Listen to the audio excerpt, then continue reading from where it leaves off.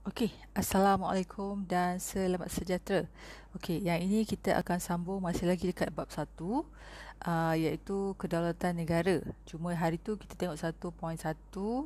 So hari ni kita akan tengok 1.2, iaitu masa saya ulang balik sikit. 1.1 kita tengok konsep kedaulatan dari segi bahasa, lepas tu pandangan tokoh, dan last sekali adalah jenis kedaulatan. Okey, yang ada kedaulatan tradisional, ada kedaulatan moden, kedaulatan undang-undang, kedaulatan antarabangsa. Okey, yang ini kita masuk pula 1.2, iaitu um, ciri-ciri kedaulatan. Okey, sebenarnya saya rasa ada pelajar yang dah siap kod. Tapi tak apa. Saya nak terangkan dengan lebih detail lagi untuk ciri-ciri kedaulatan negara ni. Okey, kita akan fokus pada Malaysia saja. Okey, so ciri-ciri kedaulatan ni ada 4. Okey, yang mana yang pertama adalah kita boleh tengok sama ada negara itu berdaulat. Negara Malaysia kita adalah sebuah negara yang berdaulat dari segi struktur pemerintahan. Mesti ada sistem pemerintahan. Okey, kemudian mesti ada sempadan negara. Kemudian kita kena ada undang-undang. Dan last sekali kita mesti ada rakyat. Okey, so kita akan tengok satu demi satu. Okey, yang pertama kita akan tengok ia sistem pemerintahan. Okey, masa ni macam biasa, sambil awak tengok rujuk modul. Okey, so ciri-ciri kedaulatan sama macam modul awak. Okey, pertama, pemerintah yang berdaulat diwujudkan untuk menjaga kestabilan. Itu tujuan dia, untuk menjaga kestabilan politik, keamanan, pertahanan dan ekonomi. Okey, pemerintah yang dijalankan mestilah secara teratur, kan? So, sistem pemerintahan yang kita akan tengok ni saya intro saja. Nanti kita akan belajar lebih detail pada bab-bab seterusnya. Sistem pemerintahan Malaysia yang kita punya sistem pemerintahan Malaysia adalah sistem raja berperlembagaan dan demokrasi berparlimen. Yang mana, kenapa ada perkataan raja itu? Yang mana ketua negara kita adalah Yang di-Pertuan Agong.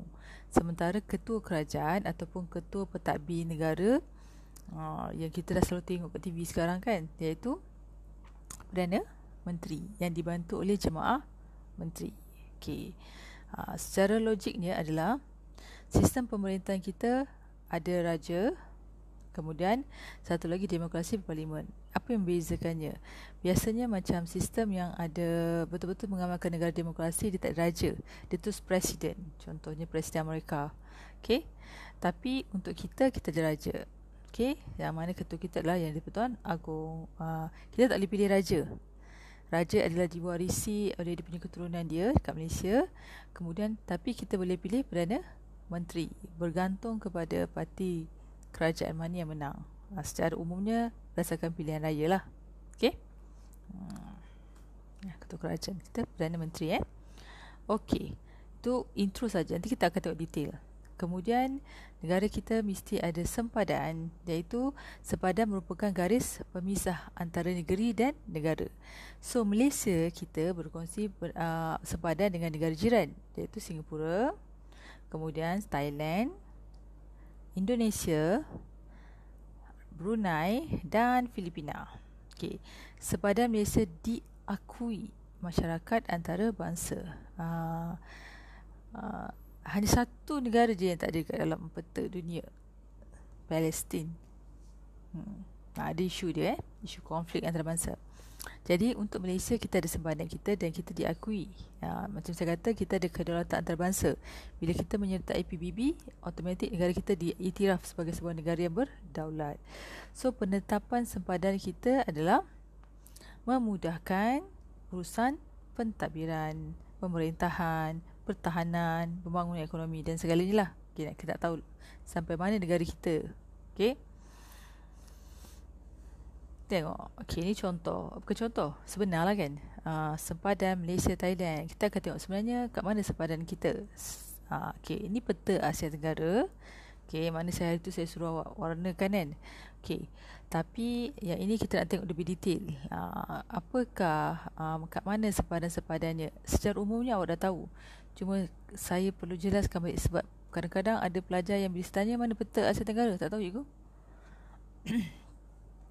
Jadi untuk ini kita akan tengok. Yang pertama, Malaysia sepadan dengan Thailand. Dekat mana?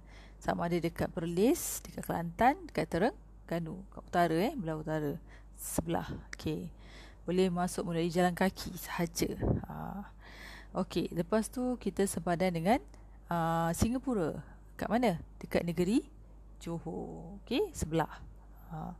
Kemudian kita juga sepadan dengan Brunei. Dekat mana? Antara Sabah dan Sarawak. Sabah dengan Sarawak juga, kita juga sepadan dengan Indonesia. Bawah Malaysia warna hijau, hijau muda. Okay. Dan satu lagi kita sepadan dengan Filipina. Sabah Sabah sepadan dengan Filipina. Kat mana? Dekat kawasan dekat ni, pulau ni. Kalau tengok tulisan berwarna biru tu adalah kawasan Filipina, yang tulisan yang warna hitam tu adalah kawasan Malaysia. Yang kita pernah diceroboh pada tahun 2013, pencerobohan Lahad Datu, peristiwa hitam negara, hampir nak isytihar darurat dekat Sabah tu. Okey, kat kawasan sini lah mereka bertempur. Diorang nak ambil Sabah. Okey. Kita akan bincangkan isu lain tu, fokus pada sepadan.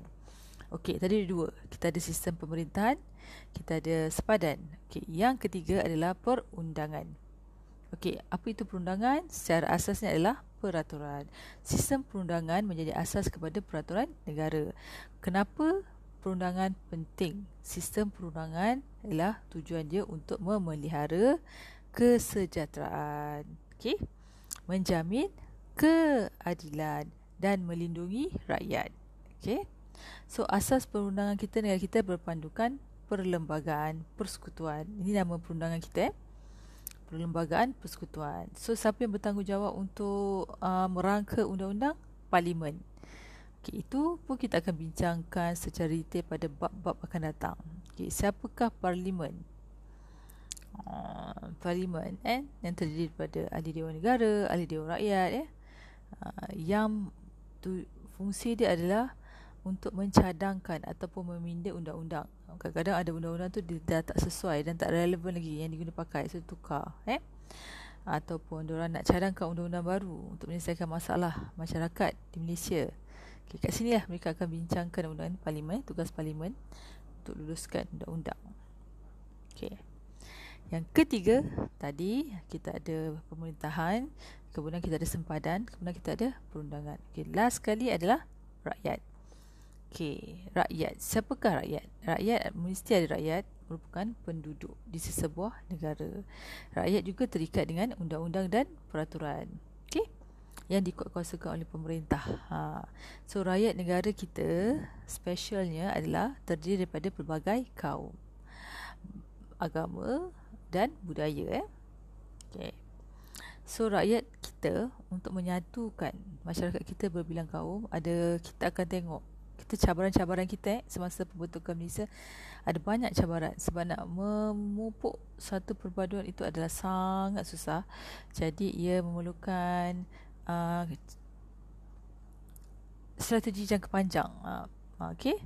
Dan antaranya adalah rakyat disatukan melalui bahasa, iaitu bahasa Melayu. Kemudian satu lagi adalah kebudayaan. Nampak macam ni budaya orang Malaysia. Dia nak nampakkan nilai itu. Dan kita juga berpegang prinsip pada rukun negara, iaitu yang menjadikan sebagai identiti nasional. Ejaat identiti tu dia autocorrect dekat punya modul, so tolong betulkan identity, I-D-E-N-T-I-T-I, bukan T-Y bahasa Inggeris. Rakyat. Nampak. Dan pentingnya kita adalah dalam membuat perpaduan. Kerana apa? Perpaduan merupakan kekuatan Malaysia. So kita habis dekat situ untuk ambil 1.3. Senang kan? Good.